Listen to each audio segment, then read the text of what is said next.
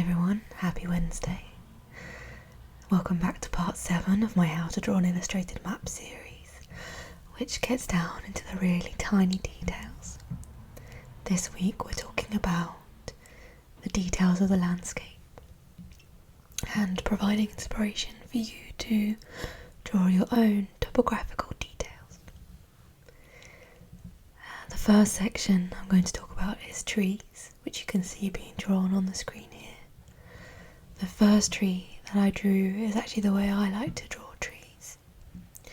And then I did a couple of variations on that with a more realistic tree silhouette, and then with a flared trunk of the tree. After that I added a shadow to the one on the right to show you what you can do to make yours a bit more realistic, or just to add a little bit of fun. One of the things I'd like you to do when you're creating your trees is to think about how you're going to group them together. So one of the groups there that I drew has no spaces between the trees. It's a bit more on the realistic side. And on the right, the group I drew has spaces between those trees. I think that makes it look a bit more contemporary, maybe a bit more whimsical. So it's how you want your trees to come across. The next group I did contained none of the branches inside. I like to draw my trees with the branches inside, but I wanted to show you how you could simplify the shape. On the right of that, I started using colour. I wanted to show you how you could use negative space. Of course, if you had these trees on a coloured background, you wouldn't need to draw in the trunk with the black lines. You could just continue the trunk in white as well. And that can look quite cool, quite contemporary on a coloured map. I then wanted to show you how dot work could be used to create the trees, and how you could use various shapes to make it look like leaves on the trees. And that can be made really fun with different shapes as well, and it can definitely add a slightly more whimsical edge, and you can do larger dots, smaller dots, whatever you'd like. I then drew a different type of tree. First of all, I tried it really simply, and then more of a scribbled way, and the third time I drew it a little more realistic. The next group I drew in, I wanted to show you shadows, how you could put shadow on the tree. So you can either ink that in, or you can use line work to suggest shadow on the tree. Finally, I have those blocky and contemporary ones down on the bottom right corner, and they can be in all different colours, and you just keep the shapes really simple, really clean, and that gives you a slightly more contemporary look. Other than that, on the left there, I just wanted to show you all different shapes that you could use. So I drew all trees in all different shapes with different lines. And if you want inspiration yourself, I took a lot of these. I have been inspired by other maps. You can check out my Pinterest account. Right, on the right now, I've started to draw mountains and hills. Mountains and hills, you have to be careful how you place them, because they can look really odd, especially if the shadows start to run into one another. But again, at the top, on the left and right, not necessarily in the middle one, that's my favourite way of drawing mountains. I like to consider the shadow, and I think it helps contrast and add shape. I usually use line work for shadow, but you could use ink watercolour. It's also a really nice effect if you let ink or watercolour sort of pool at the bottom of the shadow, and it can look like the mountains kind of bleeding onto your page.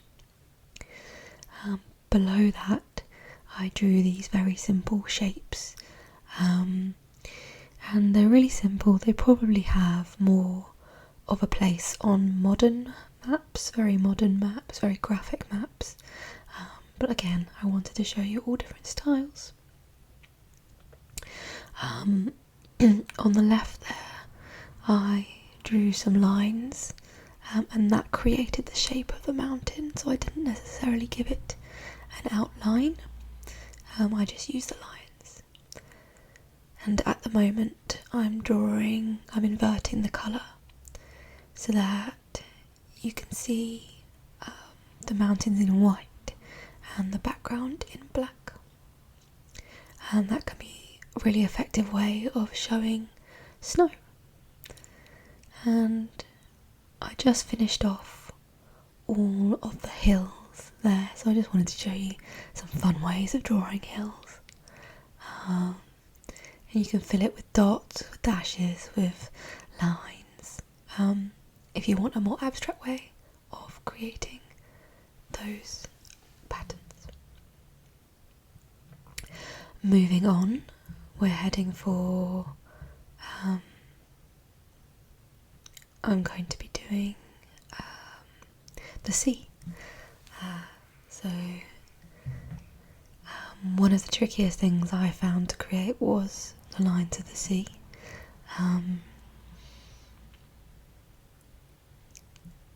This is because there's many different ways of doing it, but also because the sea needs to be balanced against the land.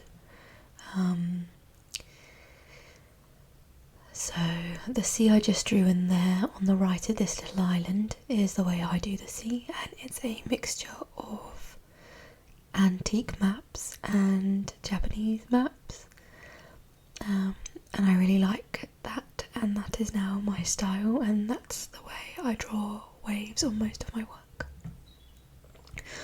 On the left of that island is just a sea created with dashes, which is another way of doing it that they use on antique maps, and you'll find quite a lot of modern illustrators using that as well.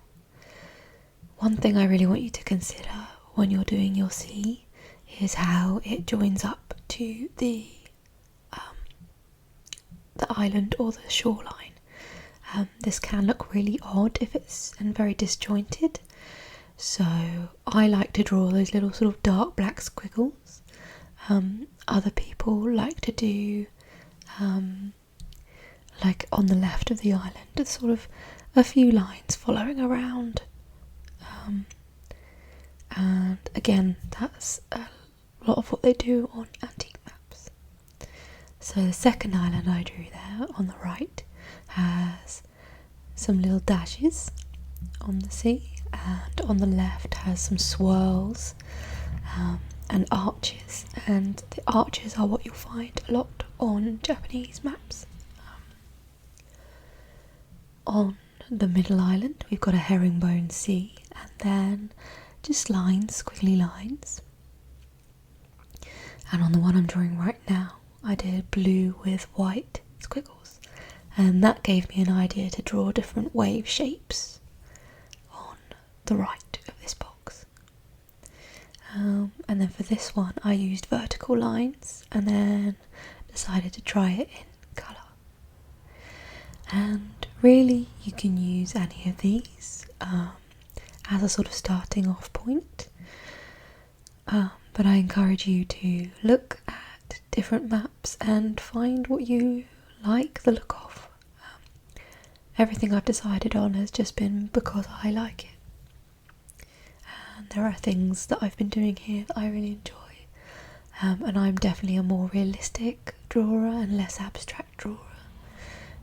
So there are things I've done here I might add in.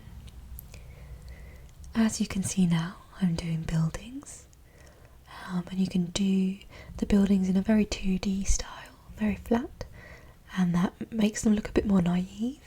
And then you've got buildings that are a bit more 3D, and I do have a blog on that if you want to know how to make something look more 3D. The other thing you can do with buildings is use different shapes on the roofs and different patterns, and that can make it look really sort of cute and whimsical, or a bit more realistic depending on the style and the way you draw them in. At the top right hand corner there, I drew in a building, and while I was doing that I thought it's really important to consider the angle that you're looking at, and you might want to keep that consistent across your map, whatever angle you decide on. Finally, I just wanted you to consider the shapes of the buildings, and you can really go crazy with this or you can keep them simple. It depends how much time you have, I suppose. So that's various different forms of buildings.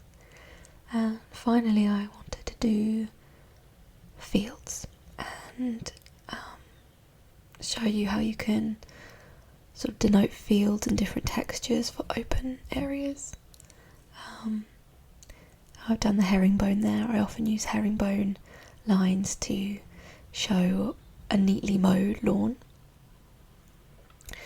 And then I've done the typical little double blade of grass, a more scribbly sort of grass. And one of the things I would suggest you do when it comes to field is, or open areas, is varying your line weight. It's a really good idea to vary your line weight, and this can help you differentiate fields from one another, as well as looking quite cool.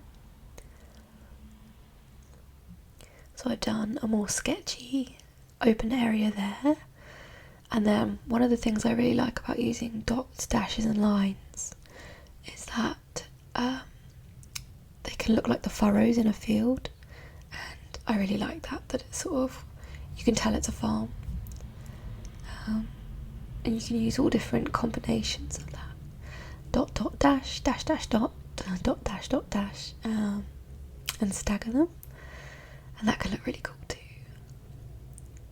I just did a couple of fields in colour here, and as we're coming to the end of the video, I'd really like to encourage you to visit my blog as well, and I've got a blog going up that goes through all of this in more details. If you think you've missed something, it might be a good idea to check the blog.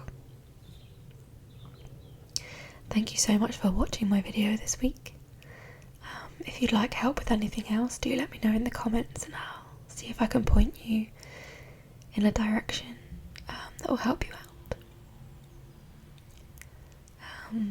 Please like and subscribe if you're enjoying my videos, or let me know what I could do differently in the comments. I'd love to hear it. Thank you so much for watching. I'll see you in 2 weeks. Bye.